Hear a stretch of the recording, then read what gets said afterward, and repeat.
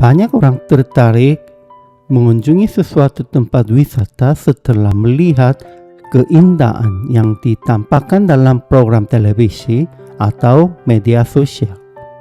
Namun ketika tiba di sana, pemandangan, suasana atau makanan yang mereka temuinya seringkali tidak sepenuhnya sesuai dengan harapan yang telah terbentuk. Akibatnya, mereka pulang dengan kekecewaan dan hanya menceritakan sisi negatif tempat itu kepada orang lain. Orang-orang yang mendengarnya kemudian membentuk penilaian berdasarkan informasi yang tidak utuh dan akhirnya terjebak dalam prasangka. Padahal, baik kesan positif maupun kesan negatif sebenarnya berbicara tentang objek yang sama.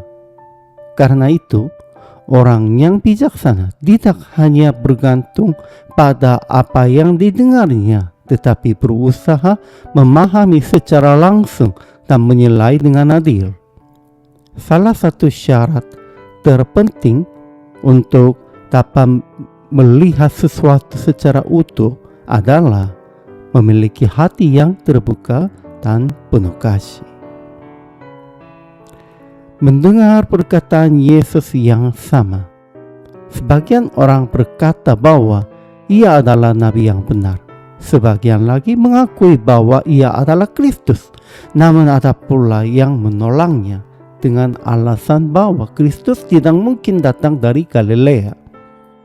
Karena itu, timbullah perpecahan di antara orang banyak dan sebagian bahkan ingin menangkapnya. Para penjaga yang diutus oleh imam-imam kepala dan orang-orang Farisi untuk menangkap Yesus akhirnya kembali tanpa membawanya. Ketika ditanya mengapa mereka gagal menangkapnya, mereka menjawab, belum pernah seorang manusia berkata seperti orang itu. Tetapi orang-orang Farisi menuduh mereka telah disesatkan dan berkata bahwa orang banyak yang tidak memahami Taurat adalah orang-orang terkutuk. Pada saat itu, Nikodemus berbicara dan berkata, apakah hukum Taurat kita menghukum seseorang sebelum terlebih dahulu mendengar keterlanggaan dan mengetahui apa yang telah diperbuatnya? Namun mereka justru mengejek Nikodemus dan menolak perkataannya. Perbedaan pendapat tentang Yesus memang muncul di mana-mana, tetapi satu hal tidak dapat disangkal. Tidak seorang pun dapat bersikap acuh dan acuh terhadapnya. Bahkan para penjaga yang diutus untuk menangkapnya pun mengakui keunikan perkataannya. Namun orang-orang Farisi menolak untuk mendengarkan dan berpegang pada keyakinan mereka sendiri. Mereka berkata, tidak ada seorang pun dari para pemimpin atau orang Farisi yang percaya kepadanya. Seolah-olah kebenaran ditentukan oleh siapa yang mendukungnya. Nikodemus berusaha mengajak mereka bersikap adil dengan mendengar dan menilai terlebih dahulu sebelum menjatuhkan keputusannya. Akan tetapi, mereka menolak usul itu dan menjawab dengan prasangka, adakah nabi yang datang dari Galilea? Mereka tidak mau menyelidiki lebih jauh karena telah lebih dahulu memutuskan apa yang ingin mereka percayai.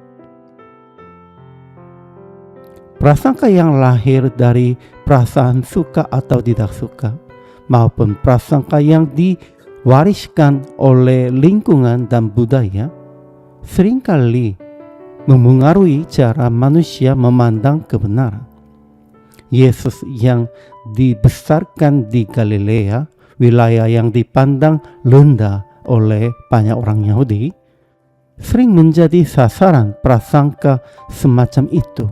Ia juga bergaul dengan memungut cukai, orang berdosa, orang Samaria, orang sakit, dan mereka yang dipinggirkan masyarakat. Karena itulah banyak orang menolongnya bahkan sebelum mendengar ajarannya dengan sungguh-sungguh. Namun Yesus yang mengenal manusia sampai ke dalamnya hatinya tidak pernah memandang seseorang berdasarkan prasangka. Ia menerima, mengasihi, dan menyelamatkan orang-orang yang datang kepadanya. Prasangka membuat kita gagal melihat sesama dengan benar dan merusak hubungan melalui sikap merendahkan serta mengabaikan orang lain. Karena itu, marilah kita mengingat kasih Kristus yang menerima kita ketika kita masih berdosa. Lalu belajar memandang setiap orang dengan mata kasih dan belas kasihan, bukan dengan prasangka.